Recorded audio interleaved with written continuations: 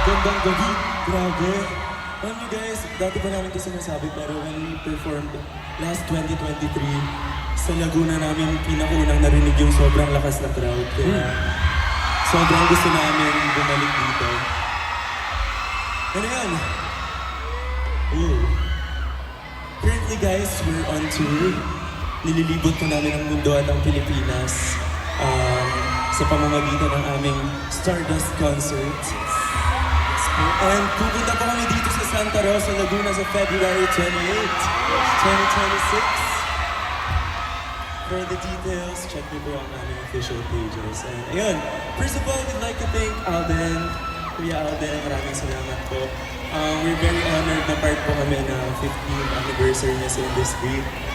Nung bata pa lang po ako pinapanood ko na siya. And sobrang saya namin nandito kami ngayon. And ayun, gusto niyo pa bang kumanta? For this next song, merong part dito na gusto namin. Kayo lang yung kumanta, okay lang ba yun? Hopefully alam niyo ito, sana sabay na kami. Let's go!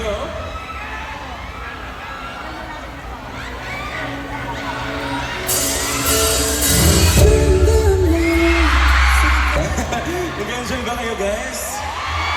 Oo, grabe, nakaka-excite tuloy mag-tour dito sa February. Sana makita namin kayong lahat doon. Anyway, at this point, gusto naman namin i-flex ang vocals ng aming tatlo pang co-members ng Top of Joe. Siyempre, mag-hi muna sila. Mag-hi muna kayo, CJ. Hi guys! Uy, mabukas ba? Yeah. Ayun. Try mo nga ulit, try mo nga ulit. Bali kasi nung 7th anniversary namin, 7 years ko lang po kami sa industry, kaya very thankful po kami na nasama kami sa ganitong lasting event. Grabe, maraming salamat po. Hi guys! Gian, my birthday. Oh, happy birthday! Birthday niyo daw sa Pasko. Happy birthday sa inyo ni Jesus. Uy! Taas niyo yung mga ano nyo, wristband ng COJ kung sino meron. Yan, sana makita ulit namin kayo sa February. I think dito rin yung gaganapin.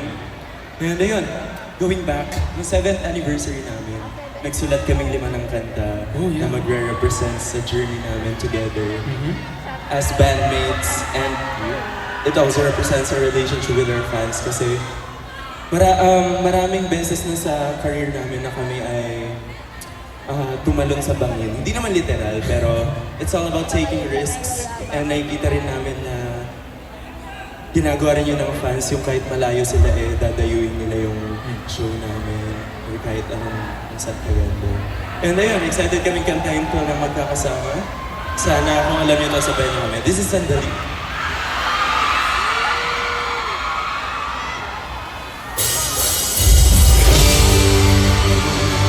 Makakaalis kung hindi namin ito kinakanta.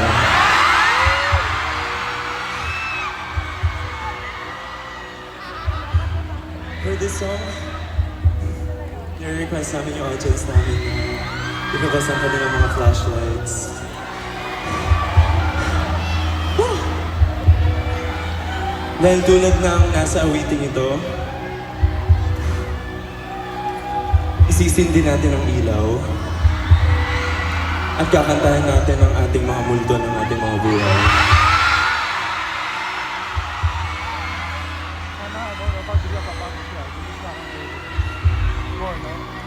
So yung kantang to, may iba't ibang meaning sa iba't ibang tao.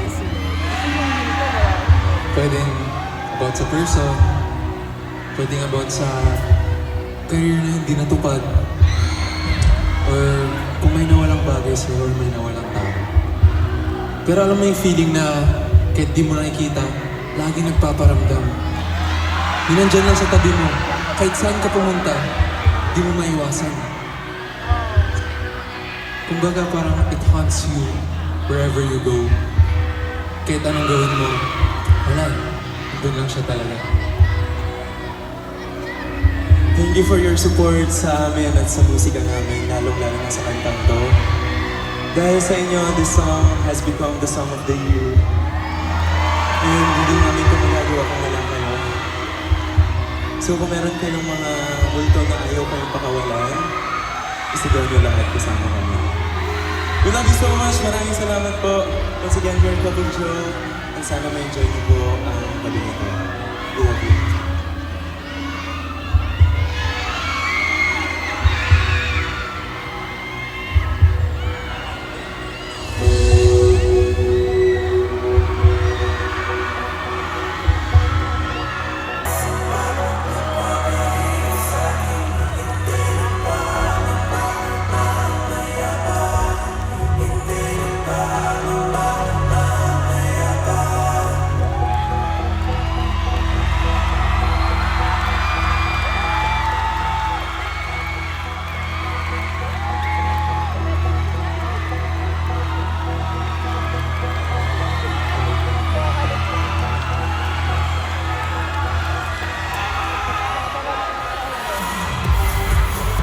Ako po na nandito ngayong gabi, maraming salamat po for coming, and sa lahat po ng mga bumiyahe pa sa mga malalayong lugar. It's an honor and it's so nice to see all of you guys tonight.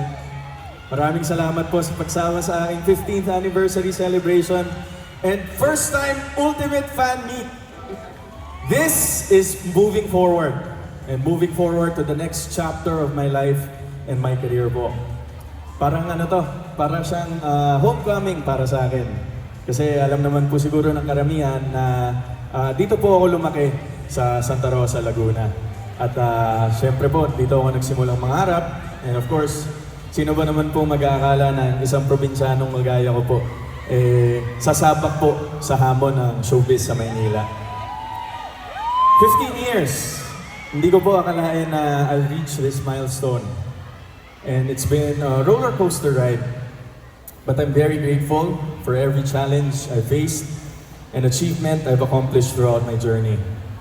Talagang literal na nag-climb po talaga tayo ng bundok. Mountains of trials to be exact. Pero everything became bearable naman because andyan po kayong lahat. Dito yung mga taong mahal ko sa buhay and yung mga taong nagmamatter sa akin. Maraming salamat po. So thank you for being with me since day one. And nung wala pang, nung Richard Fulkerson Jr. pa lang po ako until I became, of course, yours truly, Alvin Richards. Dahil po sa inyong lahat, kaya po ako nandito. And hindi yan by chance. Because all of you brought me right here at this very moment.